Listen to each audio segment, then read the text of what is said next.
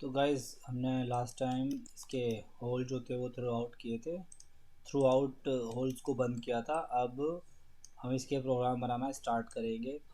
Last video में हमने tool path generate कर लिया था, पार्ट शो कर दिया था जो चीज़ बनानी है, और उसके ऊपर हमने बाउंडेड स्टॉक ले लिया था कि जिस तरह का स्टॉक हमको मिला है।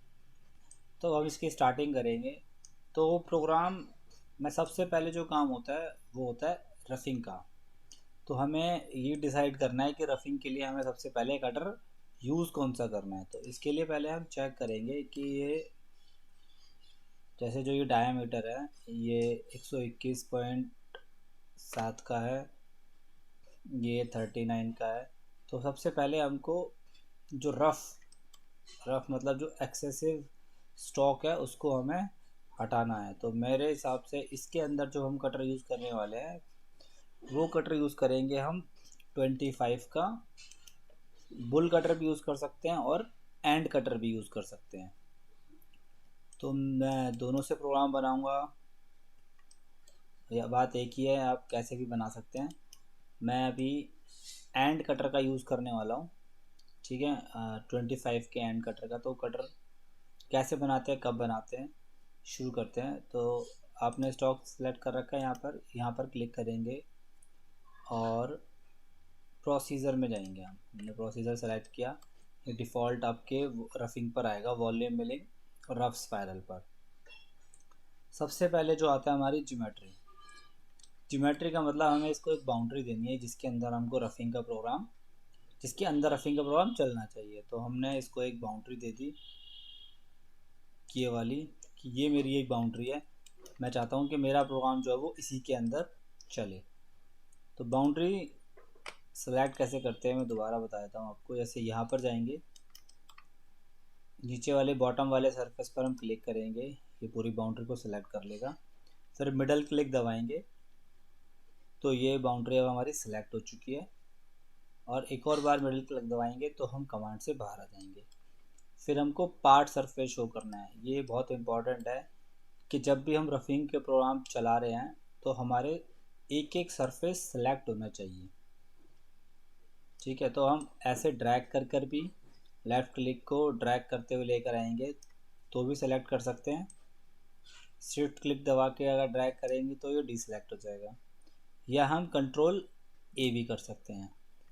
कंट्रोल ए करने से ये होता है कि ये सारे सरफेस सेलेक्ट कर लेता है। कई बार ड्रैग करने में कुछ सरफेस रह जाते हैं, तो कोशिश ये करनी चाहिए हमको कि हम सारे सरफेस सेलेक्ट करें, इसलिए कंट्रोल ए का यूज़ ही करें। कंट्रोल ए में भी ये वही सरफेस को सेलेक्ट करेगा जो डिस्प्ले पे शो है, जो बैकग्राउंड में है। जैसे कि हम ये टॉगल करेंगे, उनको कुछ नहीं करेगा, ठीक है।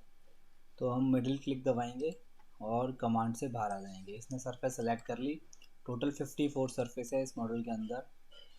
ये पार्ट हमारा ख़त्म हो गया।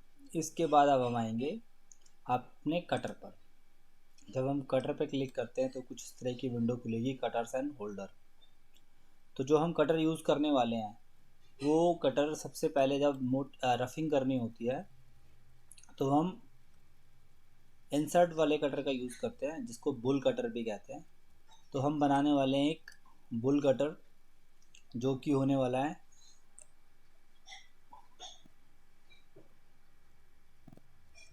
हम उसको लिखते एंड कटर है 25। आप कुछ भी लिख सकते हैं, अपने अपने में बस पता होना चाहिए कि हमें लिखना क्या है। 25 एंड क्यों लिख रहा हूँ मैं, ये कटर होता बुल है बट हम लिखते एंड है क्योंकि ये दिखता एंड की तरह है। इसमें कॉर्नर रेडियस बहुत हल्की होती है इसलिए। तो यहाँ पहले मुझे न्यू कटर सेलेक्ट करना पड़ेगा, सॉरी, न्यू कटर सेलेक्ट करा। उसके बाद हमने कटर को नेम दे दिया। ये ऑप्शन अब हमारे यहाँ पर ओपन हो चुके हैं। मिलिंग में ही कटर बनते हैं हमारे, एंड कटर, बुल कटर। ये स्पेशल कटर है ड्रिलिंग के लिए। अभी हम मिलिंग पर ही काम कर रहे हैं, फ्लैट कटर नहीं है। हम बना रहे हैं बुल कटर। जितने भी इंसर्ट वाले कटर हैं वो बुल कटर होते हैं या बॉल कटर होंगे। तो हमने डायमीटर दिया अपने कटर को 25, डायमीटर का कटर है। इसमें जो कॉर्नर एजेस लगती हैं वो 0.8 की होती हैं। ये भी दो तरह की आती हैं, 0.8 या 1 mm। अभी ये रेड इसलिए दिखा रहा है क्योंकि सेम नेम के कटर नहीं जा सकते, तो हम कुछ भी नाम चेंज कर देंगे। इस पार्ट को मैं ख़त्म कर देता हूँ। 25 एंड मैंने एंड कटर बनाया, एंड कटर लिखा, इससे जो हमारे ऑपरेटर्स होते हैं उनको कन्फ्यूज़न ना रहे कि हम कौन सा कटर यूज़ कर रहे हैं। अगर हमने बुल लिखा तो उनको कन्फ्यूज़न हो जाती है। वो बुल कटर सिर्फ उसको मानते हैं जिसके अंदर राउंड वाली इंसर्ट लगी होती है, और जितने भी ये स्क्वायर वाली इंसर्ट लगी होती है वो उसको मोस्टली एंड मिली ही मानते हैं, इसलिए हम उसको एंड कटर लिखते हैं, जिससे कोई कन्फ्यूज़न ना रहे कि हम बुल कटर यूज़ कर रहे हैं या एंड कटर यूज़ कर रहे हैं। बस उनको बता दिया जाता है कि हमने 25 का एंड यूज़ किया है, तो वो अपने हिसाब से अपने आप ही मशीन पर मैनेज कर लेते हैं। तो ये मैंने कटर बना लिया। 25 का डाया, कॉर्नर रेडियस मैंने दे दी इसको 0.8 की, कटर की लेंथ 15 mm, कटर की लेंथ 30 mm। छोटे मोल्ड के अंदर छोटी हाइट में अगर हम रफिंग कर रहे हैं तो कटर की लेंथ, क्लियर लेंथ कोई मायने नहीं रखती इतनी, बाकी इस बारे में आगे बात करेंगे। तो ये कटर मेरे को एक ही बनाना था फ़िलहाल, तो मैं ओके करूँगा, अप्लाई नहीं कर रहा। अप्लाई जब करते हैं जब हमें और भी कटर बनाने होते हैं। तो मैंने ये ओके कर दिया। अब नेक्स्ट पोजीशन में आ गए हम मोशन पैरामीटर पे। मोशन पैरामीटर पे जब क्लिक किया हमने तो सबसे पहला जो ऑप्शन आता है वो है क्लियरेंस एंड यूसीएस। जब हम इस पर डबल क्लिक करेंगे तो ये एक्सपैंड हो जाती है, या फिर हम ये जो प्लस का साइन बना हुआ है इस पर क्लिक करेंगे तो अभी ये एक्सपैंड हो जाएगी। अब क्लियरेंस प्लेन का मतलब ये हो गया कि हमने इसको एक हाइट दे दी कि जो कटर है हमारा जब अपने होम से जॉब की तरफ आएगा वो रैपिड में आएगा, मतलब बहुत तेज़ी से आएगा। बट जैसे ही जॉब का जो भी हमारा टॉप का हिस्सा होगा, जैसे इसके अंदर अगर आप देख रहे होंगे तो जहाँ भी ये यूसीएस लगा हुआ है ये हमारा टॉप है, इस टॉप से 25 mm ऊपर पर वो स्लो हो जाएगा, और उसके बाद धीरे धीरे वो जॉब की तरफ आएगा रफिंग करने के लिए। तो ये हम 25 रखने वाले हैं, ठीक है। नेक्स्ट पोजीशन पे जाएंगे हम, वो है हमारा एंट्री एंड एंड पॉइंट्स। इस पर क्लिक करेंगे कि वो एंट्री कहाँ से लेगा और कैसे लेगा। ये हम एंट्री मोड जो हम ऑप्टिमाइज रखते हैं। ऑप्टिमाइज का मतलब ये है कि हमने सॉफ्टवेयर के ऊपर ही छोड़ दिया कि आप खुद ही डिसाइड करो कि कहाँ से एंट्री, जहाँ से बेस्ट रहेगी वहाँ से एंट्री आप लीजिए। रैंप एंगल क्या होता है? ये एक एंगल होता है, अगर आपने मशीन देखी होगी तो कटर अगर डायरेक्ट आएगा ना तो डायरेक्ट स्टॉक के ऊपर हिट करेगा, जो कि इंसर्ट को ब्रेक डाउन कर सकता है इंसर्ट के अंदर।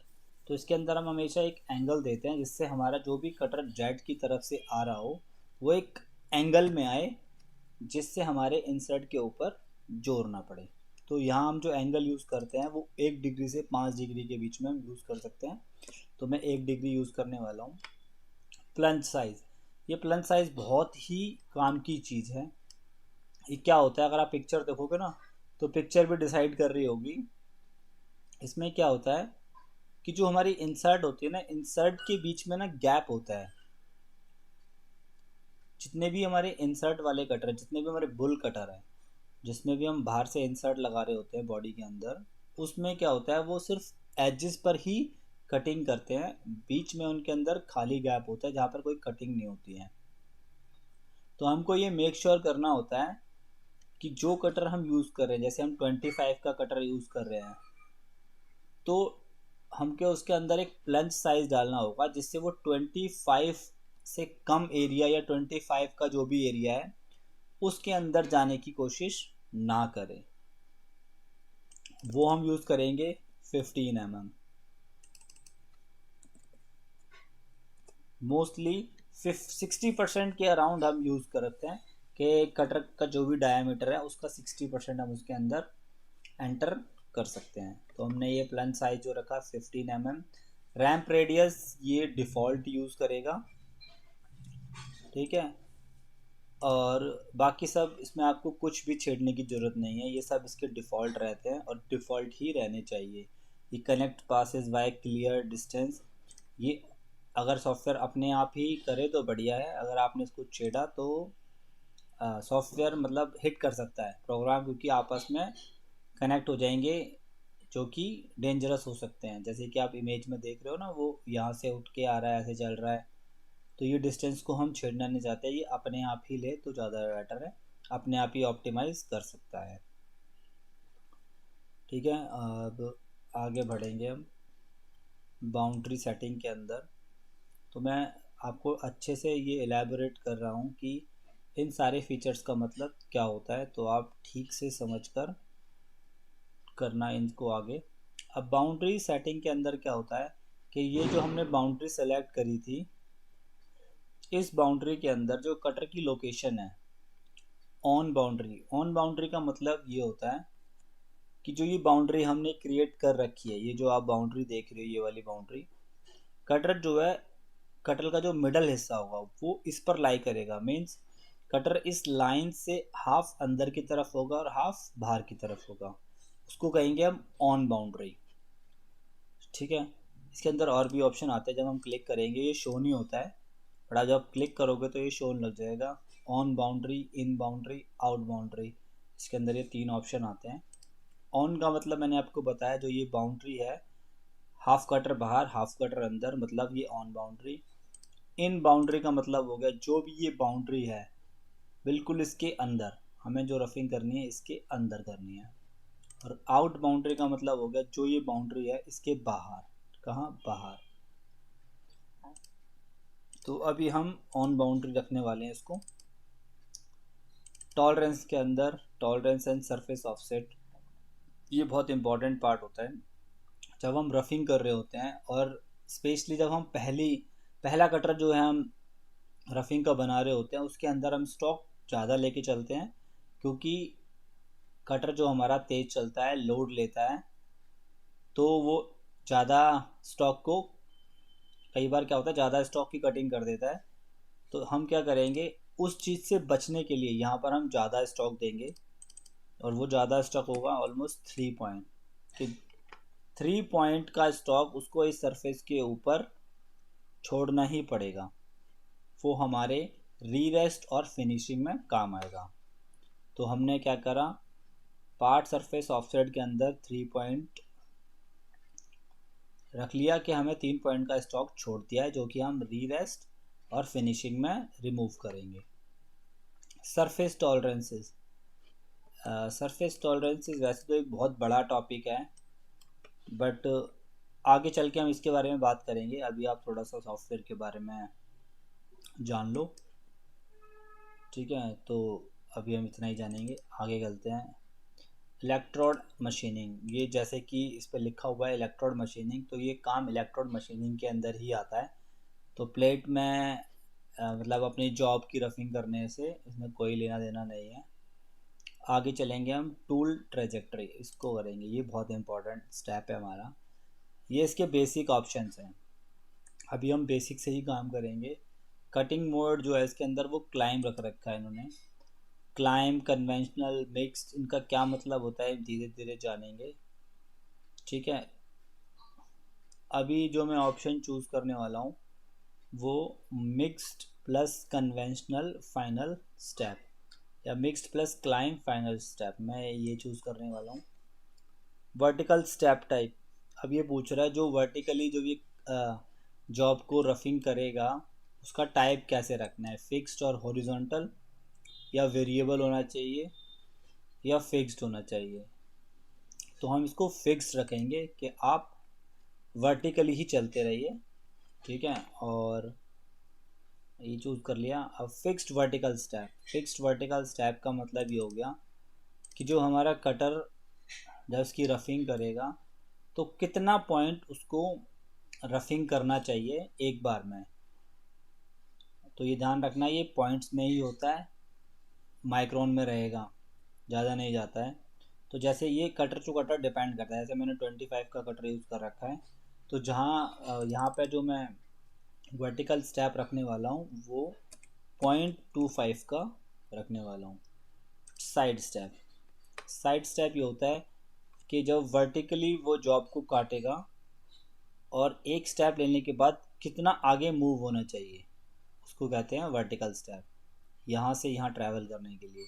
तो वो होता है हम 60%, हम 60% रखेंगे, ये 40 के अंदर हम 60 कर देंगे, तो 60% होता है हमारा 15 mm। ठीक है, तो ये हमने ले लिया, बेसिक ही कर रहे हैं अभी हम। जेड लिमिट क्या होता है ये हम बाद में बात करेंगे, बाकी सारी चीज़ें हम बाद में बात करेंगे, अभी सिर्फ इतना ही रखना है। उसके बाद आ जाएंगे हम नेक्स्ट, मशीन पैरामीटर, ये बहुत काम की चीज़ है।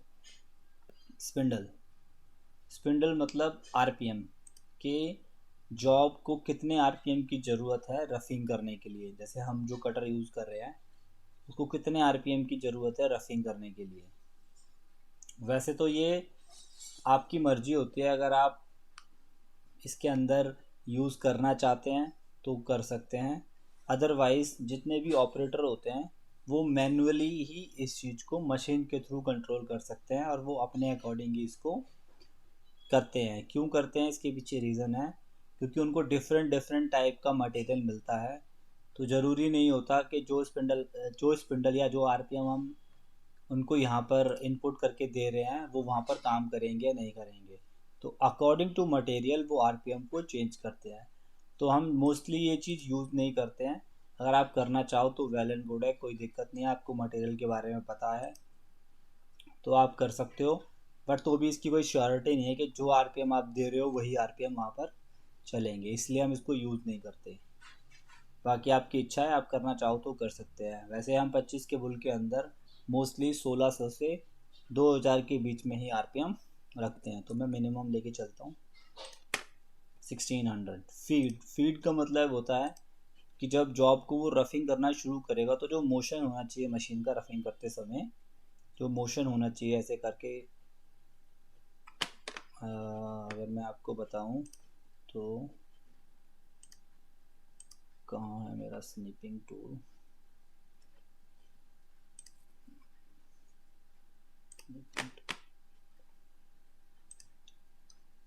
जैसे ये है,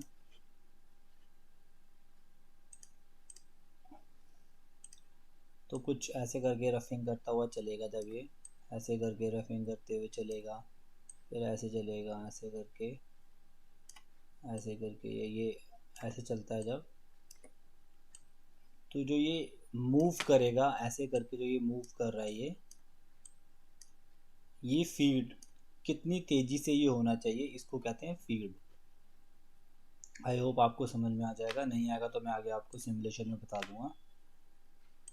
तो जो ये फीड है ये भी वैसे तो ऑपरेटर ही अपने अकॉर्डिंग रखते हैं, ये भी मटेरियल पर डिपेंड करता है कि किस तरह का मटेरियल है, कितनी तेज़ फीड वहाँ पर काम करेगी या नहीं करेगी, इसलिए हम इसको मैक्सिमम लेके चलते हैं। जैसे मैंने 3500 डाल दिया है, और पूरे पूरे चांसेस हैं कि ये इतने पे यूज़ नहीं होगी, मोस्टली अगर ये यूज़ होगी तो 25 से लेके 3000 के बीच में यूज़ होगी, बट ये भी उनके पास ऑप्शन रहता है। और ये मैं मैक्सिमम क्यों लेके चल रहा हूँ, क्योंकि वहाँ पर डिफरेंट डिफरेंट तरह के कंट्रोलर्स होते हैं, जिनकी कुछ कई कंट्रोलर की पिच होती है, पिच के अकॉर्डिंग होती है, अगर उनको मैक्सिमम ना दो तो वो बढ़ते नहीं, अगर हमने थोड़ी डाल दी। इसका एक मतलब एक तरीका होता है, अगर आप मशीन देखी होगी आपने तो वहाँ लिखा होता है 10 20 15, 10 15 20 25 30, इस तरह से। इसका मतलब ये होता है, जैसे मैंने अगर यहाँ पर 3500 लिखा है तो जब वो अपनी 10 फीट पर होगा तो 350 होगा, फिर जब 20 पे जाएगा तो 700 हो जाएगा, और 30 पे जाएगा तो 1050 हो जाएगा। इस तरह से फीड आगे बढ़ती है, तो हम मैक्सिमम देते हैं जिससे वो डायरेक्ट ही 350 पे जाए। अगर हमने 1000 ली सपोज करो, तो जो 10% होगा 1000 का वो 100 होगा, तो वो स्टार्टिंग 100 से करेगा। और अगर हम मैक्सिमम लेके चलते हैं, जैसे हमने 3500 लिया तो वो 350 होगा, तो इसलिए हम उसको ज़्यादा लेके चलते हैं। और कई कंट्रोलर में तो हम इस फीड को भी अपने अकॉर्डिंग कंट्रोल कर सकते हैं। तो ये हमने 35 ली। एंट्री फीड का मतलब ये हो गया, जो मैंने आपको बताया था कि जब तक वो 25 तक नहीं आ रहा है तब तक वो रैपिड में आएगा। 25 के बाद हम एंट्री फीड को कितना तेज़ रखना चाहते हैं उस चीज़ को भी हम कंट्रोल कर सकते हैं, तो उसको भी हम 100% या 80%, आप 100% भी लेके चल सकते हैं, ये आपकी इच्छा है। 80 से 100% के बीच में लेके चल सकते हैं।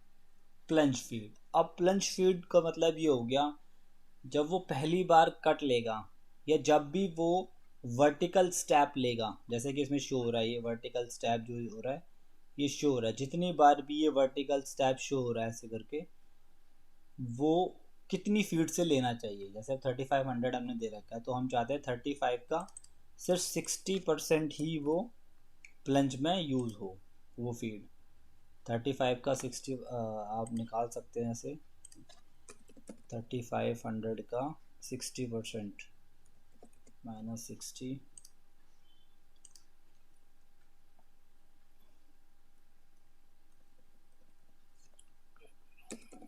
3500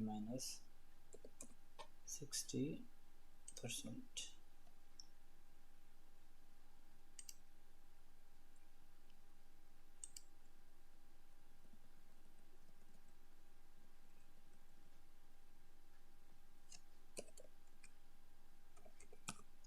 समथिंग 2100 की फीड से वो वर्टिकल स्टेप लेगा।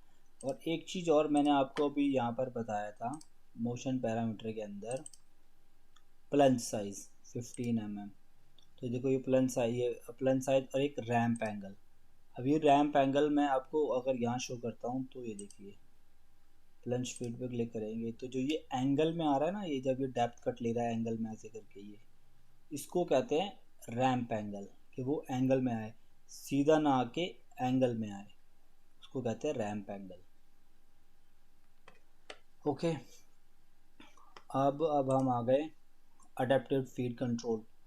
अडेप्टिव फीड कंट्रोल क्या होता है, आप मशीन के अंदर एक ऑप्शन होता है रैपिड का, मशीन के अंदर एक ऑप्शन होता है रैपिड का, उसके अकॉर्डिंग भी ये काम करती है। और अडेप्टिव फीड कंट्रोल का मतलब ये भी हो गया कि जब जॉब रफिंग कर रहा होगा, रिमूव कर रहा होगा स्क्रैपेज, तो वो अपनी ओरिजिनल स्पीड से चलेगा जो हमने यहाँ पर मेंशन कर रखी है। बट जब वो जैसे भी एयर में होगा, मतलब अपने अपने वर्क पीस के कंट्रोल में टच में नहीं होगा, एयर में होगा, तो वो मशीन की रैपिड को यूज़ करेगा और तेज़ी से जाएगा, उसको कहते हैं अडेप्टिव फीड कंट्रोल। ये मैं आपको सिमुलेशन में नहीं दिखा सकता, बट ये आपको मशीन पे पता चल जाएगा कि अगर आप इसको क्लिक करते हैं तो जब रफिंग कर रहा होगा तो नॉर्मल फीड से कर रहा होगा, बट जैसे ही वो ऊपर उठेगा, ऊपर उठ के कहीं और रफिंग के लिए जाएगा, तो वो बहुत तेज़ी से जाएगा और वहाँ पहुँच जाएगा। वो ये टाइम सेविंग के लिए होता है, बट ये बहुत डेंजरस भी होता है। इसीलिए मशीन्स के ऊपर लिखा होता है कि close the door before running the program. वो इसीलिए लिखा होता है क्योंकि आपको नहीं पता कटर कब उठ के इधर आएगा या इधर जाएगा या इधर जाएगा, कहाँ जाएगा। तो वो रैपिड में आता है बहुत तेज़ी से, इसीलिए। तो ये चीज़ वो होती है। इस चीज़ को भी हम कंट्रोल कर सकते हैं कि जब वो इंक्रीज़ हो तो 100% हो, और डिक्रीज़ हो तो 80% ही डिक्रीज़ हो, पूरे 100% ना हो। अभी तक सिर्फ ये 4 चीज़ जो हैं इन्हीं का यूज़ था प्रोग्रामिंग के लिए। अब हम ये सारे स्टेप छोड़ते हुए यहाँ आएंगे। इसका मतलब होता है सेव एंड क्लोज, जैसे मैंने कर दिया तो ये सेव और क्लोज हो गया हमारा प्रोग्राम बनकर। ठीक है, ये प्रोग्राम हमारा सेव हुआ और क्लोज हो गया। अब इसके अंदर दूसरा ऑप्शन भी होता है, डबल क्लिक करेंगे जब हम, सेव एंड कैलकुलेट। जब हम इस पर क्लिक करेंगे तो क्या होगा, ये देखो ये डमरू बना आ गया। इसका मतलब ये प्रोसेस करना शुरू कर दिया, ये प्रोग्राम बनना आपका शुरू हो गया। अब ये प्रोग्राम बन रहा है, इसको हम देख भी सकते हैं। जब हम एग्जीक्यूशन मॉनिटर पे क्लिक करेंगे, यहाँ ये ऑप्शन आता है, तो यहाँ पर ये शो करेगा कि आपका प्रोग्राम कितना बन गया और कैसे बना। अभी देखिए आप, ये आपका प्रोग्राम जो है बन चुका है। देख रहे हो, ये प्रोग्राम आपका बन चुका है। जो ये रेड रेड और ये पिंक दिख रहा है, ये होता है एयर के अंदर जो मोशन होता है, ये अडेप्टेड फीड के अंदर बहुत तेज़ी से चलते हैं। ठीक है, ये आपका प्रोग्राम बन गया। पहला प्रोग्राम आपका रफिंग का बन चुका है। अब इस रफिंग के प्रोग्राम ने क्या किया ये भी हम देखते हैं। चलो यहाँ जाएंगे हम रिमेनिंग स्टॉक के अंदर, मेक श्योर कि हमारा रफिंग वाले प्रोग्राम के ऊपर क्लिक रहना चाहिए। इस पर क्लिक करेंगे, ये ट्रांसपेरेंसी है इसको हम माइनस कर देंगे और ये जो बल्ब है इसको शो कर देंगे। तो देखो पहले ये ऐसा था, अगर मैं इसको बंद करूँ,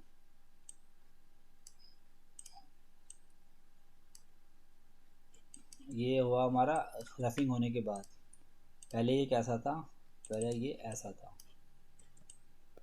और मैं आपको दिखाऊं तो कुछ इस तरह से ये हर जगह यहाँ पर स्टॉक था, ठीक है। बट जब हमने प्रोग्राम चला दिया, रिमेनिंग स्टॉक पे क्लिक करा, ट्रांसपेरेंसी 0 कर दी, शो करा, तो ये इस तरह उसने एक्सेसिव मटेरियल को हटा दिया। अब जो ये इस पे ब्राउन ब्राउन दिख रहा है ये स्टॉक का कलर है, और इसके ऊपर हमने 3 पॉइंट का स्टॉक छोड़ रखा है, ये इसको शो कर रहा है। तो ये हमारा इस तरह से हमारा पहला रफिंग का प्रोग्राम बन चुका है। आई होप को आपको समझ में आ रहा होगा। अब नेक्स्ट हम बनाने वाले हैं इसका रीरेस्ट का प्रोग्राम, क्योंकि हमने पहले ही 25 का एंड यूज़ किया था तो उसने कोई रेडियस नहीं छोड़ी है। अब हम डायरेक्ट इसके ऊपर सेमी फिनिशिंग का प्रोग्राम चला सकते हैं। तो अब हम क्या करेंगे, यहाँ एक इस पर क्लिक करके फिर प्रोसीजर लेंगे। अब इसके अंदर एक बहुत अच्छी चीज़ ये है कि हमने बहुत सारी चीज़ें जो हैं वो ये डिफ़ॉल्ट यूज़ कर लेगा। डिफ़ॉल्ट मतलब कि जो हमने पहले प्रोग्राम के अंदर जो सेटिंग करी थी वही सेटिंग ये सेकंड प्रोग्राम के अंदर डिफ़ॉल्ट ले लेगा, हमें कुछ चीज़ें ही चेंज करनी पड़ेंगी। तो अब हम क्या करने वाले हैं, अब हम इसकी सेमी फिनिशिंग चलाएंगे। सेमी फिनिशिंग में हम जो यूज़ करने वाले हैं, हम एक नया कटर बनाएंगे। इस कटर का हम नाम चेंज कर देते हैं, नो टेक्स्ट। अब एक नया कटर बनाने वाले हैं, इसको बनाएंगे हम 12 एंड मिल मतलब फ्लैट कटर, एंड मिल कहते हैं या फ्लैट कटर कहते हैं। टिप जो होती है इनकी फ्लैट होती है, जो कि मैं आपको बता चुका हूँ। इस तरह का ये कटर दिखेगा। डायामीटर इसका हमने 12 का लिया है, तो ये 12 का हो गया। कटर हमारा बन चुका है। लेंथ से अभी कोई मतलब नहीं है, हमारी लेंथ से मतलब आगे चल के पता चलेगा। और ये हो गया हमारा ओके, ये हमारा कटर बन चुका है। बाउंड्री इसने पहले वाली ले ली, हमें यही बाउंड्री चाहिए। सरफेस इसने पहले से उठा लिए। अब आएंगे हम सीधा मोशन पैरामीटर के अंदर और सबसे पहले ऑप्शन पे जाएंगे। तो देखो 25 इसने पहले से ही ले रखा है, एब्सोल्यूट उसने ले ही रखा है।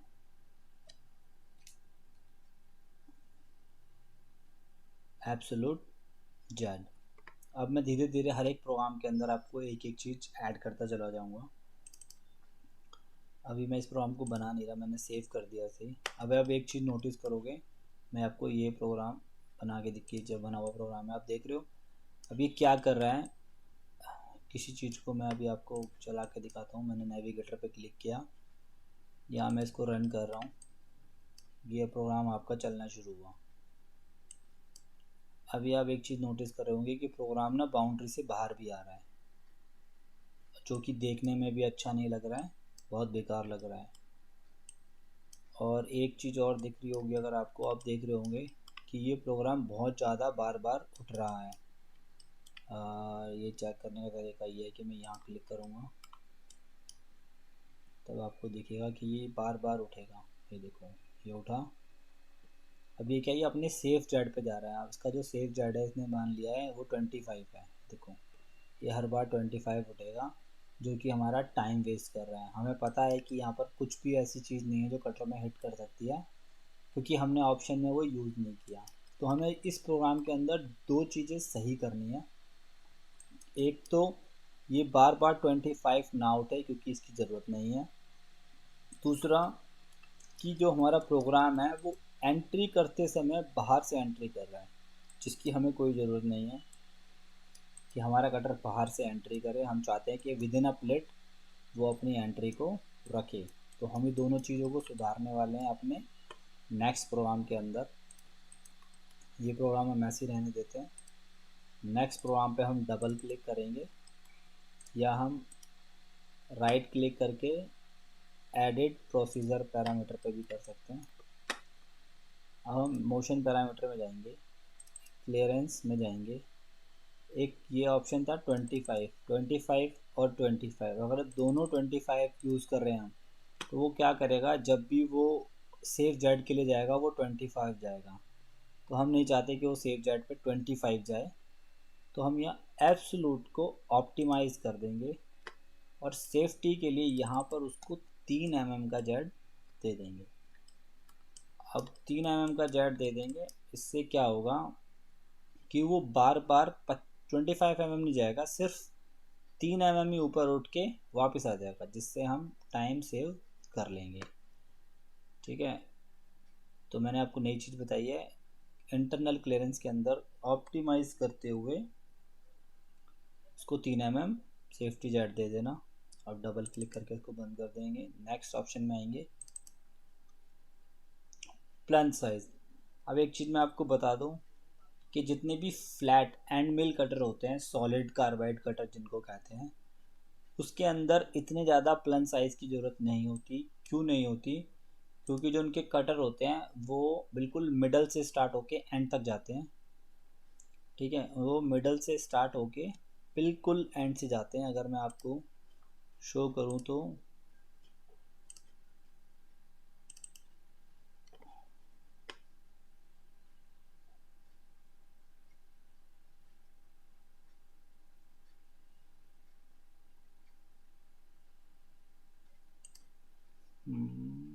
कहाँ है हमारे कटर की फोटो?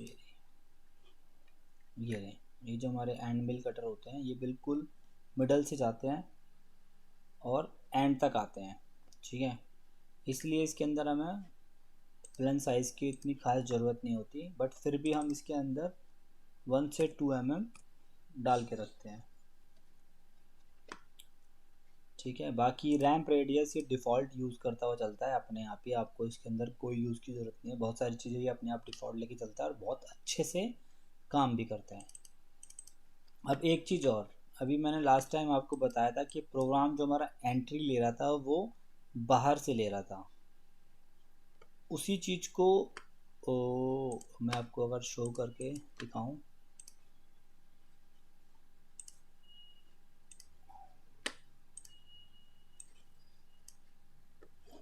ठीक है, अब इस पर क्लिक करेंगे डबल, और ये एंट्री एग्जिट पॉइंट, तो देखो ये प्रोग्राम दिख रहा है आपको, ये बाहर जा रहा है ना, ये बाहर जो एंट्री है ना ये मुझे रोकनी है। मैं चाहता हूँ जो भी हो वो प्लेट के अंदर हो, तो हम इस ऑप्शन को अनचेक कर देंगे। ठीक है, इसको मैं अनचेक कर देता हूँ। अब देखते हैं प्रोग्राम जब बनाएंगे तो क्या होगा। बाउंड्री सेटिंग सब कुछ सेम रहेगी, टॉलरेंसेस, क्योंकि अब हम इसको सेमी फिनिशिंग चला रहे हैं। सेमी फिनिशिंग में क्या होता है कि हम स्टॉक बिल्कुल ना के बराबर रखते हैं कि जब फिनिशिंग का कटर चले वो ज़्यादा वियर आउट भी ना हो और अपने साइज़ को भी बनाए। तो मैं इसके अंदर सिर्फ जो स्टॉक छोड़ने वाला हूँ वो 80 माइक्रोन का छोड़ रहा हूँ। ठीक है, 80 माइक्रोन का ऑप्शन छोड़ के चल रहे हैं। इलेक्ट्रोड मशीनिंग की हमें ज़रूरत नहीं है। टूल ट्रेजेक्ट्री में हम जाएंगे, यहाँ पर हम इसको मिक्स रखेंगे, क्लाइंब की हमें ज़रूरत नहीं है। अभी क्लाइंब और मिक्स्ड क्या होता है ये भी मैं आपको आगे बताऊंगा।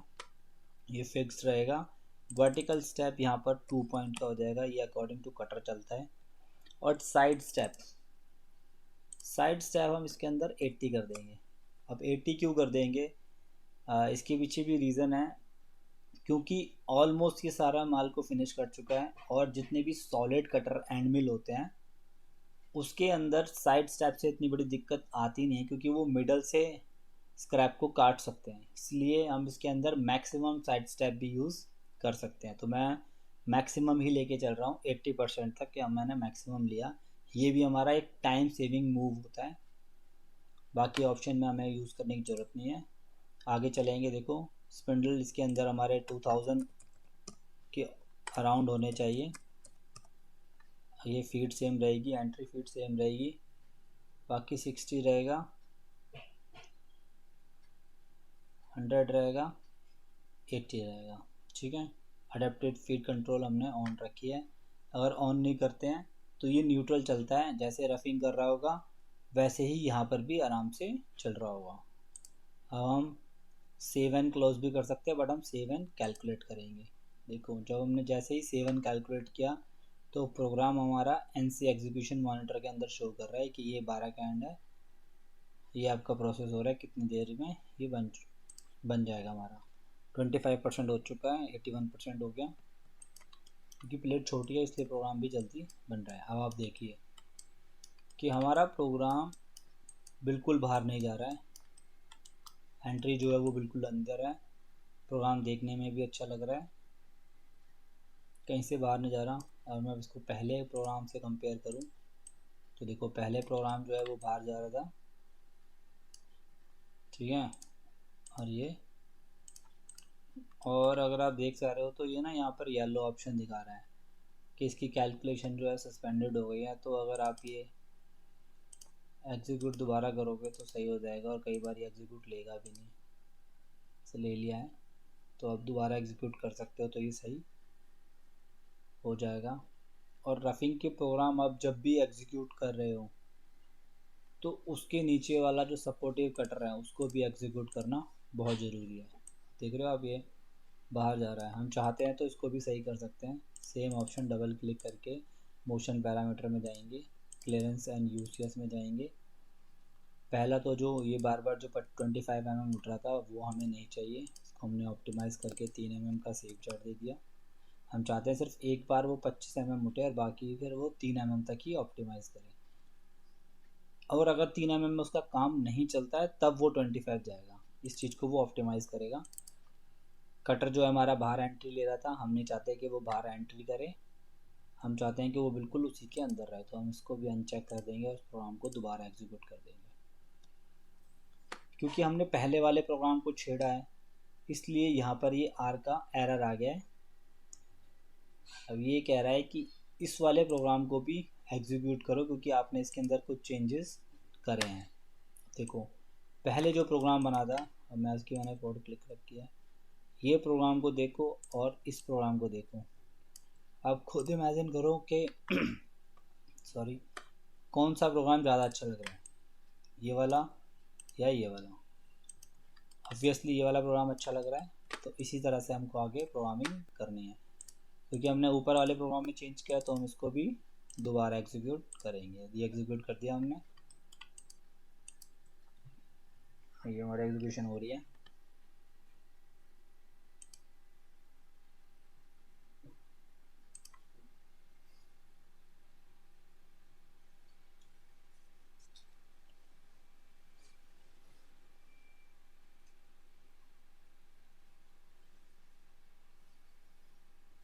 ये एग्जीक्यूट हो चुका है, ये हमारा बन गया। और अब हम इसका रिमेनिंग स्टॉक चेक करेंगे। प्रोग्राम को हटा देते हैं, रिमेनिंग स्टॉक पे क्लिक करा, रिमेनिंग स्टॉक चेक किया तो देखो अब इसने जो भी मटेरियल था वो इस पे से रिमूव कर दिया एक्स्ट्रा। अब इस प्लेट के ऊपर सिर्फ 80 माइक्रोन पर साइड और 80 माइक्रोन ऑन फ्लैट सरफेसेस पर ही रह गया है, जो कि हम फिनिशिंग में रिमूव करने वाले हैं।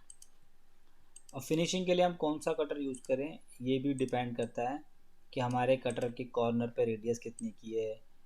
रेडियस के अकॉर्डिंग ही हम कटर को सेलेक्ट करते हैं। जब ऐसे सरफेस आते हैं तो हम मोस्टली फ्लैट कटर का यूज़ करते हैं, फ्लैट मतलब एंड मिल का। और कितने का कटर यूज़ करना चाहिए ये भी मैं बता देता हूँ। यहाँ पर एनालाइज में ऑप्शन है, एनालाइज पे जाएंगे, कर्वेचर मैप का कंट्रोल ए दबाएंगे और मिडल क्लिक दबाएंगे तो ये देखो ये ऑप्शन दिखा रहा है कि जो ये ऊपर जो देखो जो ये ऊपर रेडियस है रिवर्स करेंगे, ये हमारी 1.5 mm की है, और जो ये रेडियस है ये हमारी वेरिएबल है। देख रहे हो वेरिएबल रेडियस है ये 19, ऑलमोस्ट मिनिमम रेडियस जो है वो 19 तक है। 19 के रेडियस मतलब हम बहुत बड़ा कटर यूज़ कर सकते हैं। 19 इंटू 2 करते हैं तो 38 से छोटा ही कटर हमको यूज़ करना है इस जॉब को फिनिश करने के लिए। और क्यों कह रहा हूँ मैं, क्योंकि जब 38 से छोटा कटर यूज़ करेगा तो उस रेडियस के अंदर से बहुत आराम से चला जाएगा। तो हम बहुत छोटा कटर यूज़ करने वाले हैं, हम यूज़ करेंगे 10 का एंड मिल। तो इस पर राइट क्लिक करते हुए प्रोसीजर पे जाएंगे। आप थोड़ा जल्दी जल्दी करेंगे। आगे जाएंगे, ये हमारा रफिंग का ऑप्शन था। आगे आगे जैसे प्रोग्राम बनाएंगे हम आगे भी डिस्कस करेंगे इन प्रोग्राम के बारे में। अब हम जाएंगे वॉल्यूम मिलिंग को चेंज करते हुए सरफेस मिलिंग में। अभी एक चीज़ और तो मेरे दिमाग में आई है तो मैं आपको बता दूं, जो वॉल्यूम मिलिंग होती है उसके अंदर वॉल्यूम का होना और सरफेस का होना दोनों ज़रूरी है। वो दोनों को कंसिडर करते हुए रफिंग का प्रोग्राम जो है क्रिएट करता है। अगर इसके ऊपर स्टॉक नहीं होगा तो भी रफिंग का प्रोग्राम क्रिएट नहीं होगा, और अगर सरफेस नहीं होगा तो वो प्लेट के अंदर एक्स्ट्रा मटेरियल ख़त्म कर देगा। तो रफिंग के प्रोग्राम में और फिनिशिंग के प्रोग्राम में यही डिफरेंस होता है कि फिनिशिंग का प्रोग्राम सरफेस के ऊपर चलता है और रफिंग का प्रोग्राम स्टॉक और सरफेस दोनों के ऊपर चलता है। तो इस चीज़ को ध्यान में रखना। अब हम फिनिशिंग का प्रोग्राम बनाने वाले हैं। प्रोसीजर में जाकर वॉल्यूम मिलिंग को चेंज करेंगे सरफेस मिलिंग के अंदर। ये बिल्कुल अभी ठीक है। बाउंड्री इसने ऑलरेडी सेलेक्ट कर रखी है, बट ये बाउंड्री हमारे काम की नहीं है क्योंकि फिनिशिंग जो है हम अलग अलग कटर से अलग अलग एरियाज़ की करते हैं। तो जैसे मेरे को अभी जो फिनिशिंग करनी है वो इन फिटिंग्स की करनी है, ये जो पॉकेट्स बन रहे हैं इनकी। तो मैं इस पर क्लिक करूँगा, ये वाली बाउंड्री दिखा रहा हूँ कि मेरे को इनके अंदर प्रोग्राम चलाना है। तो राइट क्लिक करते हुए और मिडिल क्लिक दबाते हुए इनको हम सेलेक्ट कर लेंगे। ये 4 बाउंड्री मैंने सेलेक्ट करी है, मुझे इसके अंदर प्रोग्राम चलाना है। कटर जो है मैं वो 10 का एंड बिल यूज़ करने वाला हूँ। तो न्यू कटर क्रिएट करेंगे, 10 एंड फ्लैट कटर ही रहने वाला है। डायमीटर हमारा 10 का हो जाएगा। कटर लेंथ और क्लियर लेंथ से अभी कोई मतलब नहीं है, हम ओके करके बाहर आ जाएंगे।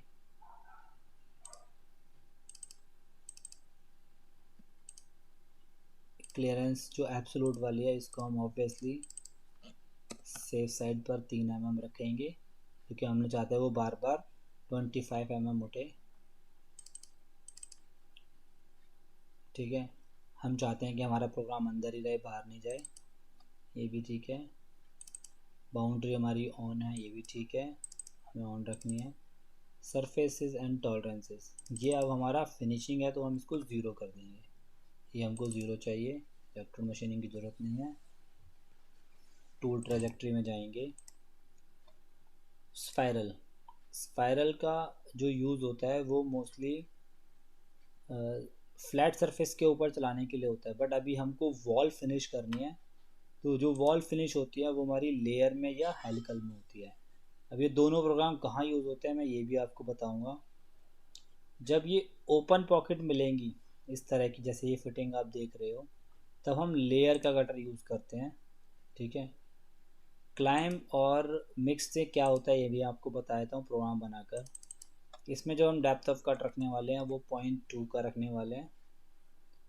अब यहाँ से हम शिफ्ट हो जाएंगे फीड पर। कॉर्नर फीड हम चाहते हैं 100% रहे, एंट्री फीड हम चाहते हैं 100% रहे, दोनों 100% रहे। कॉर्नर फीड का मतलब हो गया ये, जैसे कि इसमें शो कर रहा है कि यहाँ से चलेगा, ये कांस्टेंट स्पीड से चलेगा और कांस्टेंट स्पीड से बाहर आ जाएगा। और अगर आप चाहते हो कि कॉर्नर फीड पर मैं चाहता हूँ वो स्लो हो जाए तो आप यहाँ पर इस परसेंटेज को कम ज़्यादा कर सकते हैं, बट मैं नहीं चाहता। क्यों नहीं चाहता? क्योंकि मेरे कॉर्नर बिल्कुल स्मूथ है तो वो अपनी नेचुरल स्पीड से चल सकता है, इसलिए। अब हम इसको सेव एंड क्लोज कर देंगे, सॉरी सेव एंड कैलकुलेट कर देंगे।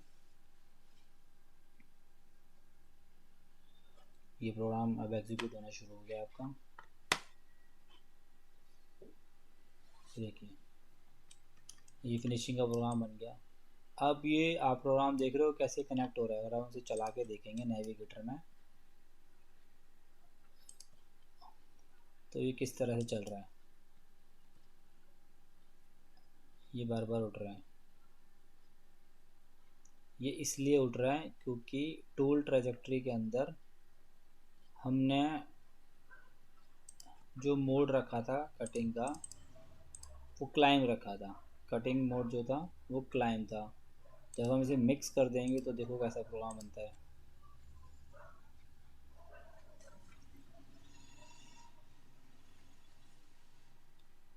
और मैंने इसको मिक्स कर दिया है, ये इसकी परसेंटेज चल रही है, मिक्स में बन गया।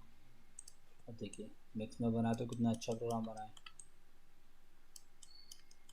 है ना। बहुत बढ़िया प्रोग्राम बना है। और अब इसको चला के देखेंगे तो कैसे चलेगा, देखो टाइम सेविंग प्रोग्राम है। वहाँ चलेगा और वहीं से वापस आ जाएगा। पहले क्या हो रहा था, जैसे यहाँ से जा रहा है, यहाँ से आ रहा है, फिर इधर आ रहा है, फिर चल रहा है, इधर आ रहा है। जो इधर आ रहा था ऐसे करके वो मोशन फ्री में चल रहा था, टाइम वेस्टिंग। तो हमने उस टाइम को सेव करते हुए उसको रिवर्स डायरेक्शन दे दी कि आप उस कॉर्नर पर जाइए और वहाँ से फिनिश करते हो वापस इस कॉर्नर पर आइए। ये प्रोग्राम जब काम करता है जब हम ओपन सरफेसेस पे चला रहे हैं, जैसे ये ओपन सरफेसेस है तब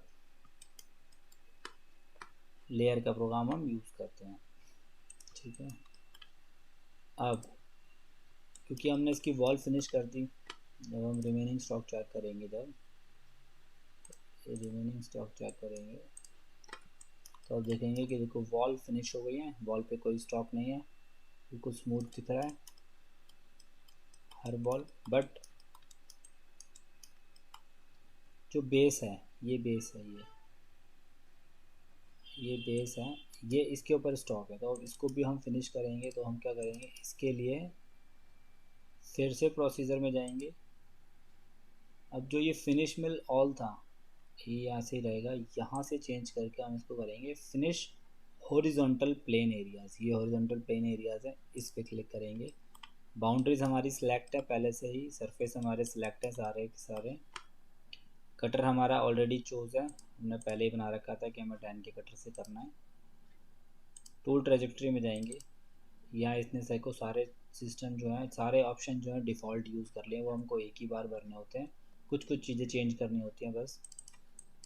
यहाँ सब कुछ सिलेक्ट है ऑलरेडी, बाउंड्रीज हमारी सिलेक्ट है, सरफेस टॉलरेंस सरफेस सी भी बिल्कुल सिलेक्ट है, हमें ज़ीरो करना है बिल्कुल। अब मशीनिंग मेथड जो है ये हमको स्पाइरल रखना है। ठीक है,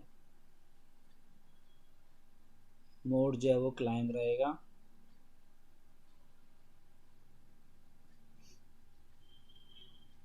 मोड जो है वो क्लाइंब रहेगा और आउटसाइड इन चलाना है हमको। आउटसाइड इन का मतलब ये बाहर से चलता हुआ अंदर आएगा, और इनसाइड का मतलब यहाँ से चलेगा। अरे देखो इनसाइड पे करूँगा तो ये यहाँ से चलेगा ऐसे करके और बाहर निकलता हुआ चला जाएगा, एरो जैसे शो कर रहा है। ठीक है, तो हम इसको आउटसाइड इन रखने वाले हैं। और जो हॉरिजॉन्टल स्टेप में हम रखने वाले हैं, हम मोस्टली अगर हम फिनिश कर रहे हैं और अच्छी फिनिशिंग चाहिए तो जो भी हमारा कटर होता है हम उसका 25% रखते हैं। ठीक है, 25%, जैसे 10 का कटर है तो 2.5 हो गया, तो हम 2.5 ही रखने वाले हैं। ठीक है, बाकी अभी हमारा इसका कोई यूज़ नहीं है, आगे बढ़ेंगे हम। सब कुछ ठीक है हमारे, ये हमारा बन गया।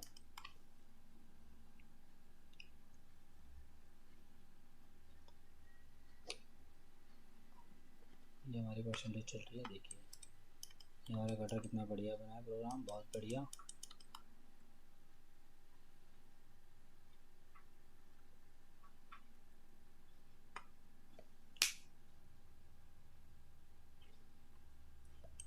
अगर हम रिमेनिंग स्टॉक चेक करेंगे तो देखिए ये एरिया जो बिल्कुल फिनिश हो गया है। आप देख सकते हैं दोनों कलर आपस में मैच हो गए हैं, तो मतलब फिनिश हो चुका है। ठीक है, ये आपका फिनिश हो चुका है। अब हमारा जो ये पोर्शन है ये रह गया है। ठीक है, ये फिनिश करना है हमको। तो हम क्या करने वाले हैं, हम क्या करेंगे, हमें पता है कि जो ये प्रोग्राम बनाया ना हमने, ये प्रोग्राम बिल्कुल ठीक था। हम चाहते हैं तो इसको कॉपी करके भी हम नीचे ले सकते हैं इस तरह से। ठीक है, बट अभी क्योंकि हम पहली बार प्रोग्राम बना रहे हैं तो हम सारे प्रोग्राम बनाते हुए चलेंगे। तो हम सेम प्रोसीजर लेंगे, राइट क्लिक करते हुए प्रोसीजर सेलेक्ट करेंगे। बाउंड्री को अब हम चेंज करेंगे क्योंकि ये फिनिश हो चुके हैं, हमने पकड़ा ये वाली बाउंड्री। ठीक है, सरफेस सेलेक्ट है ऑलरेडी, क्योंकि अब हमें बनाने हैं वॉल का। हमेशा पहले वॉल फिनिश करनी है, उसके बाद हमें बेस फिनिश करना है। ठीक है, तो हम वापस जाएंगे फिनिश में ऑल के अंदर। कटर हमारा ऑलरेडी सेलेक्टेड है, देख सकते हो आप 10 का है। ठीक है, ये सब कुछ ठीक है, ऑप्टिमाइज्ड है। ठीक है, बाकी सब कुछ डला हुआ है, सारे ऑप्शन फिल आउट है ऑलरेडी। अब ये लेयर का प्रोग्राम हमेशा ओपन सर्फेसिस पे यूज़ किया जाता है। अब हम करने वाले हैं क्लोज्ड, क्योंकि सर्कल क्लोज होता है तो हम यूज़ करेंगे हेलिकल का। और क्लोज सरफेस में आप मिक्स में चलाओ या क्लाइम में चलाओ,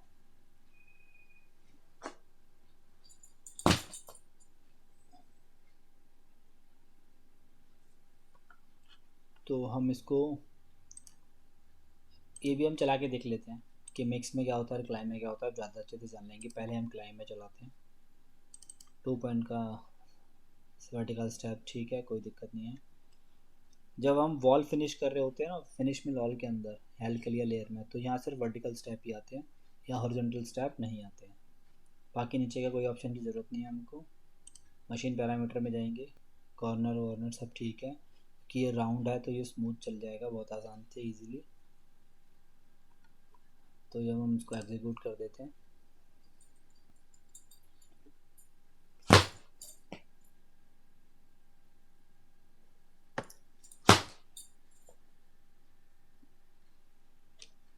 देख सकते हैं कि ये बन चुका है।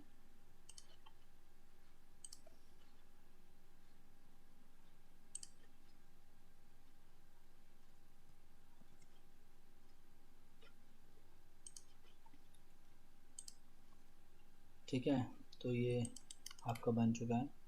ये देखो, जब हम इसको चला के देखेंगे तो क्लाइम में क्या होता है, क्योंकि ये राउंड है तो ये क्या होगा, सिर्फ बड़े आराम से इजीली चलता रहेगा।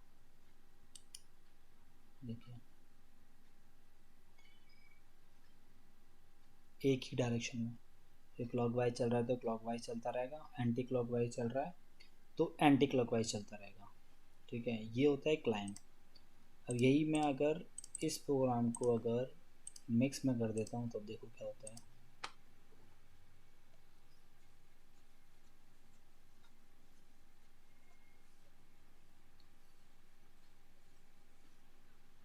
ये भी प्रोग्राम बन गया, देखने में बिल्कुल सेम लग रहा है। देखते हैं क्या चेंज आया है।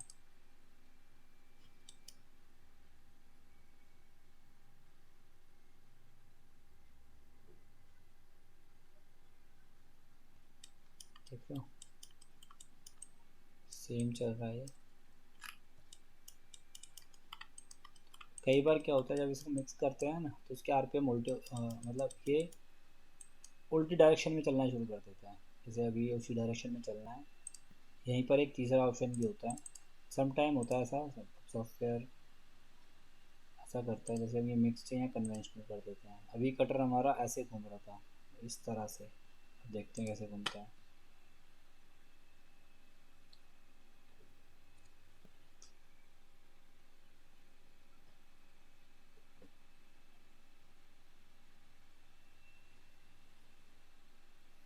ये प्रोग्राम बन गया हमारा।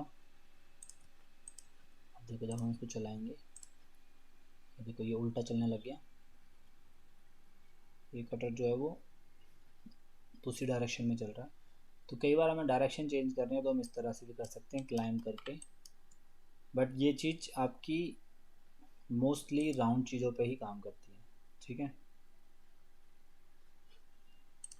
तो हम बेस्ट सबसे वे, अगर आपका ये कोई सर्कुलर चीज़ है या क्लोज चीज़ है तो आप उसको क्लाइम में ही बनाएं। तो ये हमने क्लाइम में बना दिया।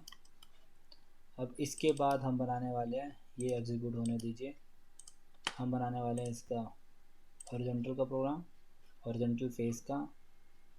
ठीक है, सब कुछ देखो करा कराया है, सब कुछ चला हुआ है। इसने डिफ़ॉल्ट सेव कर लिया ऑलरेडी कि ये मैं ये यूज़ करने वाला हूँ। स्पाइरल में क्लाइम रखना है, कटिंग डायरेक्शन मुझे आउटसाइड इन रखनी है, बाहर से चलता हुआ अंदर आना चाहिए, और जो स्टेप लेना चाहिए वो 2.5 के होने चाहिए। अब हम बीच बीच में इसको सेव भी चलते रहेंगे, कंट्रोल सेव, कंट्रोल एस करेंगे तो ये सेव हो जाएगा। देखिए अब आउटसाइड इन क्या होता है, देखो आउटसाइड इन मैं आपको दिखाता हूँ। इस पर क्लिक करते हुए इसको चलाएंगे, देखो ये बाहर से चल रहा है और बाहर से चलता हुआ ये अंदर की तरफ जाएगा। ठीक है, देखते हैं।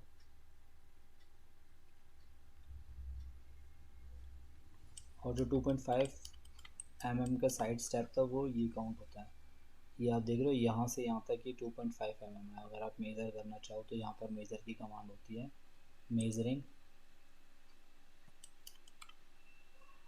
ये इस पर क्लिक, ये क्लिक और पॉइंट शो करेगा। देखो ये क्लिक और यहाँ पर भी पॉइंट शो करेगा, जहाँ भी पॉइंट शो करेगा वहाँ क्लिक कर सकते हो। क्योंकि डायगनली इसने पकड़ा है इसलिए ये 3 mm दिखा रहा है, बट ये 2.5 ही है। ठीक है, तो ये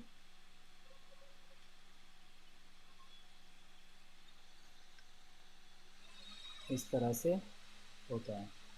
थोड़ी आवाज़ में थोड़ी सी दिक्कत आएगी क्योंकि मेरा लैपटॉप थोड़ा हीट हो गया तो वो अपने आप को कूल डाउन कर रहा है।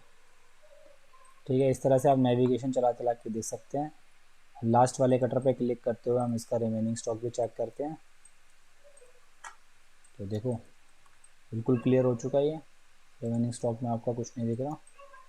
ठीक है, तो ये हमारी डाई जो है ऑलमोस्ट फिनिश हो चुकी है। बस अब जो बची, आपको ये पता होना चाहिए कि आपके उसमें आपको क्या फिनिश करना है और क्या नहीं। ये आपको आपकी तरफ से डिज़ाइनर या जिसके लिए भी आप काम कर रहे हो वो आपको बिल्कुल बताएंगे कि उनको क्या फिनिश चाहिए और किस चीज़ के लिए उनको सेंटर चाहिए। जैसे इस टाई के अंदर ये जो ऑप्शन होता है ये होता है शो और हाइड करने का। जैसे ये सरफेस एक्सटर्नल है और हम इसको हाइड करना चाहते हैं तो हाइड की कमांड लेंगे, इस पर क्लिक करेंगे और इस पर क्लिक करेंगे। जिसको भी हटाना है उस पर क्लिक करके मिडिल क्लिक दबाएंगे तो ये हाइड हो जाएगा, और एक बार और मिडिल क्लिक दबाएंगे तो हम कमांड से बाहर आ जाएंगे। ये जो होते हैं ये डाई के अंदर डॉवल होते हैं, इनको हमें फिनिश करना होता है। तो इनको फिनिश करने का तरीका क्या है, यहाँ जाएंगे हम, प्रोसीजर में जाएंगे, फिनिश मिल में जाएंगे। ठीक है, क्योंकि देखो इसने पूरे सरफेस सेलेक्ट कर रखे हैं इसलिए यहाँ पर ये क्लोज दिखा रहा है। ठीक है, जब हम ये सरफेस दोबारा सेलेक्ट करेंगे तो ये इसमें से हट जाएगा। तो अभी तो हमें बाउंड्रीज हटा दिखानी है कि मेरे को इसके अंदर प्रोग्राम चलाना है और इस सरफेस के ऊपर प्रोग्राम चलाना है। तो इस पर क्लिक करेंगे। ठीक है, और यहाँ जाएंगे, क्योंकि ये सरफेस हमने वहाँ से हटा दिया है तो इस पर क्लिक करेंगे तो ये हट जाएगा, इस पर करेंगे तो ये हट जाएगा, क्योंकि ये हमने वहाँ से हाइड कर दिया है। बट देखो ये हाइड नहीं करे तो ये ऐसे कैसे दिखाएंगे, ये हाइड नहीं करे तो ऐसे कैसे शो करेंगे। जो हाइड कर दिया उस पर क्लिक करेंगे तो वो हट जाएंगे। ठीक है, अब ये आप एक बार चेक कर लो, मेज़र कर लो कि कितने का ये होल है। जैसे मैंने चेक किया तो ये 10 mm का होल है। तो 10 mm से छोटा कटर हम इसके अंदर चला सकते हैं, बट 10 mm से छोटा जैसे 8 mm का कटर आता है फ्लैट एंड मिल, वो इसके अंदर काम नहीं करेगा क्योंकि उसको मूव करने के लिए जगह नहीं मिलेगी। तो उस तरह का कटर यूज़ करना है हमें जो इसके अंदर ईज़िली मूव कर सके। तो जो कटर इसके अंदर ईज़िली मूव कर सकता है वो होता है 8 mm से छोटा, मान लो 6 mm का कटर। और 6 mm का कटर हमने क्यों चूज़ किया, क्योंकि 10 mm की जगह है यहाँ पर। तो जब वो कटर चलेगा तो उसके पास प्रॉपर एक स्पेस रहेगा 4 mm का, क्योंकि वो दीवार से टच होता हुआ चलेगा। तो जो उसके अंदर स्क्रैप जो भी कटिंग हो रही होगी वो ईजिली बाहर आ सके। अगर वो बाहर नहीं आए तो कटर टूट जाएगा, इसलिए हमने 6 का कटर यूज़ कर रहे हैं। तो हम बनाएंगे कटर 6 एंड, ठीक है, और 6 mm का डाया। कटर की लेंथ अभी काम नहीं करेगी क्योंकि हम ज़्यादा बड़ी जॉब नहीं कर रहे। जब ज़्यादा बड़ी जॉब काटते हैं तब वो दिक्कत करता है। तब अब बाउंड्री हमने सेलेक्ट कर ली, सरफेस हमने दिखा दिया है। यहाँ सारे ऑप्शन उसने पहले से ले रखे हैं, कुछ भी हमें छेड़ने की ज़रूरत नहीं है। हम जो ये रफिंग करने वाले हैं ये फिनिशिंग में ही करेंगे, रफिंग में नहीं करेंगे।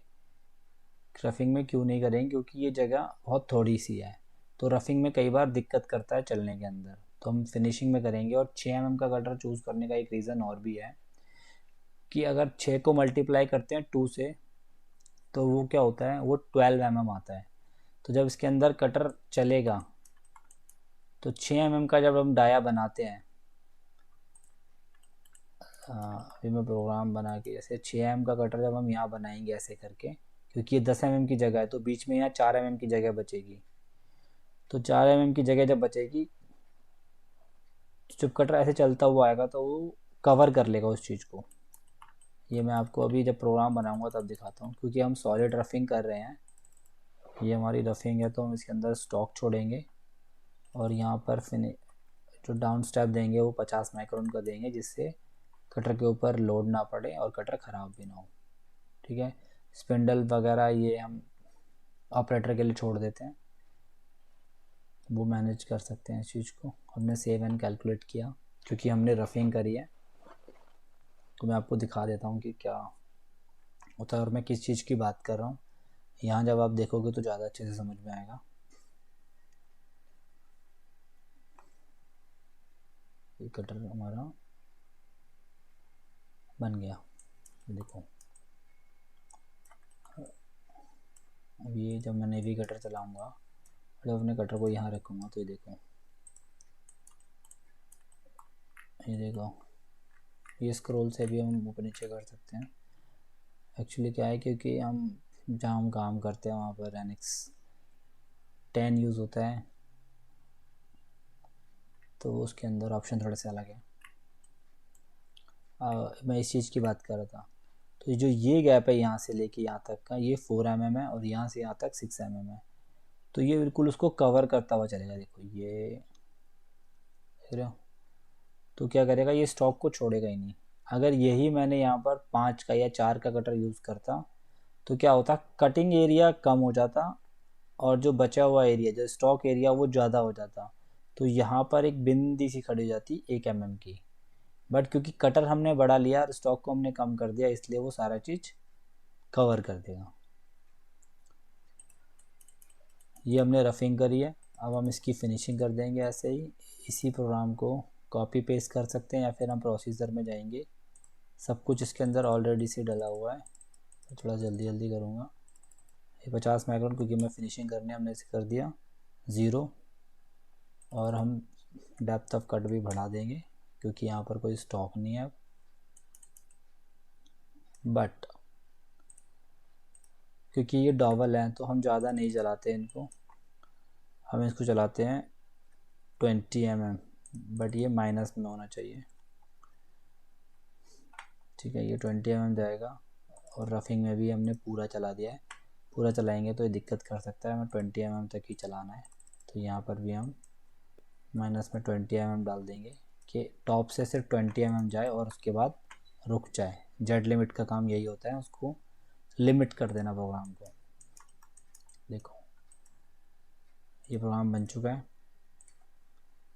अगर आप जब वायर फ्रेम करेंगे ना, इस पर क्लिक करते हुए ये रहा वायर फ्रेम का ऑप्शन, 1 क्लिक 2 क्लिक, देखो तो ये क्या हुआ, ये ऊपर से सिर्फ 20 mm ही चला है ये सरफेस। और यहाँ पे इस प्रोग्राम को चेक करेंगे तो देख लो 20 mm जेड माइनस में, ये देखो 20 आ रहा नहीं रहा, क्योंकि हमने 20 mm ही चलाया था। ठीक है, क्योंकि हमने पहले वाले प्रोग्राम को हमने छेड़ा है इसलिए रेड हो गया। बट क्योंकि हम जानते हैं कि जो हमारा ये प्रोग्राम था, और हम रिमेनिंग स्टॉक चेक करेंगे, इसने सारा स्टॉक ख़त्म कर दिया है। और सेम प्रोग्राम हमारा ये चल रहा है सिर्फ किस लिए, क्योंकि हमने इसके अंदर 50 माइक्रोन का फिनिशिंग स्टॉक छोड़ा था उसको काटने के लिए। ठीक है, तो हम इस आर को हटा सकते हैं क्लियर R&D सिंबल करके, कोई हार्म नहीं है इससे। रिमेनिंग स्टॉक जब हम चेक करेंगे तो देख सकते हो आप कि हमारी जॉब जो बिल्कुल फिनिश हो चुकी है। ठीक है, हम यहाँ से वायर फ्रेम करके भी देख सकते हैं। वायर फ्रेम करने से क्या होगा कि जो भी मॉडल के सरफेसेस होते हैं वो हाइड हो जाते हैं, ये सॉलिड स्टॉक रह जाता है बस। ये चीज़ के लिए भी काम आता है कि कहीं हमारा कटर किसी और जगह प्लंज तो नहीं हो गया, अगर होगा तो यहाँ पर शो कर देगा। अब बचे ये ऑप्शन, ये जितने भी है इन सब के होलों के हमको सेंटर देने हैं, जिससे वो क्या कर सकते हैं, टूल रूम के अंदर इनके ड्रिलिंग कर सकें। तो सेंटर कैसे देते हैं, ये भी प्रोग्राम हम बनाते हैं। प्रोसीजर में जाएंगे, यहाँ जो ये है सरफेस मिलिंग, इसको चेंज करके हम कर देंगे ड्रिल। ठीक है, ड्रिल 3x। यहाँ क्या करना है, सबसे पहले हमें जिसके भी सेंटर देने हैं वो सेंटर हम सिलेक्ट कर देंगे, क्योंकि ये छोटे होल हैं तो ये छोटे कटर से सेंटर दिए जाएंगे। ठीक है, अरे हमें नहीं पता कितने छोटे हैं, तो हम मेजरिंग में जाएंगे और इसका डाया चेक करेंगे कितने का है। इसका डाया 4.5 का है, तो हम इससे छोटा ड्रिल रखेंगे। तो हम कटर क्रिएट करते हैं यहाँ पर, और यहाँ लिखेंगे हम ड्रिल। ड्रिल कितने mm का, हम जो सेंटर कर रहे हैं वो 4 mm के ड्रिल से कर रहे हैं, ठीक है। ड्रिल 4 mm, और मिलिंग में जाकर इसको कर देंगे हम ड्रिलिंग, ठीक है। कटर का डाया हमारा, ड्रिल का डाया हमारा 4 mm है, तो ये हमने 4 mm ले लिया। ओके, ये देखो ये होल से छोटा हमारा ड्रिल हो गया। मोशन पैरामीटर में जाएंगे, यहाँ पर स्पॉट ड्रिलिंग रहने देंगे, ठीक है। और कितने डेप्थ हमें इसकी करनी है ये हम डाल देंगे। जैसे मेरे को 2 mm करनी है, तो हमने 2 mm कर दी, ठीक है। फीड इसके अंदर 100 mm रहेगी। बहुत स्लो आराम से चलता है ड्रिल, इसलिए फीड ज़्यादा नहीं रखते हैं। स्पिंडल आपके ऑपरेटर अपने हिसाब से कर सकते हैं, आप करना चाहो तो आप भी कर सकते हैं। सेव एंड कैलकुलेट, तो देखो ये ड्रिल के ऑप्शन, ये ड्रिलिंग हो गई। अब बाहर के, तो ये ड्रिल आप मेज़र कर लो कि कितने के हैं ये डाया। जैसे 10 mm का है, तो चाहो तो आप इसी 4 mm के सेंटर से भी दे सकते हैं, और चाहो तो आप बड़े से भी दे सकते हैं। तो बट हम बड़े से देंगे। तो जब इस पर क्लिक करेंगे, अब हमको ये हटानी है यहाँ से, ये गलत सिलेक्ट है, तो यहाँ पर खाली जगह पे क्लिक करेंगे राइट, और कर देंगे रीसेट ऑल, ठीक है। और यहाँ सिलेक्शन में जाके हम सर्कल पे करेंगे क्लिक, जिससे ये सिर्फ सर्कल ही पकड़े। ये सर्कल, ये सर्कल और ये सर्कल, ये हमने 4 पॉइंट दे दिए। पॉइंट पकड़ने में बहुत ध्यान देना है, कहीं भी आपने गलत पॉइंट पकड़ा तो वो ड्रिल लग जाएगा, इसलिए पॉइंट पकड़ते समय बहुत ध्यान से, बहुत केयरफुली। फिर ड्रिलिंग में जाएंगे और हम बड़ा ड्रिल यूज़ करने वाले हैं, तो यहाँ हम ड्रिल का प्रोग्राम बनाएंगे। नया ड्रिल पे क्लिक करते हुए हमने यहाँ पे दे दिया 8 mm का ड्रिल, और 4 mm की जगह हमने कर दिया 8 mm। जब हम ओके करेंगे तो ये ड्रिल हमारे चेंज हो जाएंगे, हो गए, ठीक है। स्पॉट ड्रिलिंग ही रहेगा यहाँ पर, 2 mm ही लगाना है हमको ड्रिल की टिप, बाकी सब कुछ ठीक है। ये आपके बन गए, ठीक है। तो ये सारे प्रोग्राम आपके बन चुके हैं। रिमेनिंग स्टॉक आप जब चेक करोगे तो ये देखिए, ये आपके बिल्कुल क्लियर हो चुका है। और ये सेंटर, क्योंकि यहाँ पर सरफेस लगी हुई है दिख नहीं रहा, बट ऐसा अगर आप देखना चाहते हो तो आप इसको वायर फ्रेम कर दो। देखो ये इस तरह से सेंटर आपके लग चुके हैं, देख रहे हो।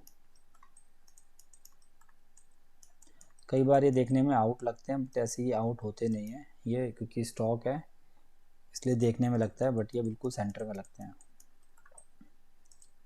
ठीक है। तो ये हमारी प्लेट बिल्कुल प्रॉपर तरीके से फिनिश हो चुकी है। आई होप आपको बहुत अच्छे से समझ में आया होगा। तो ये फाइल आपको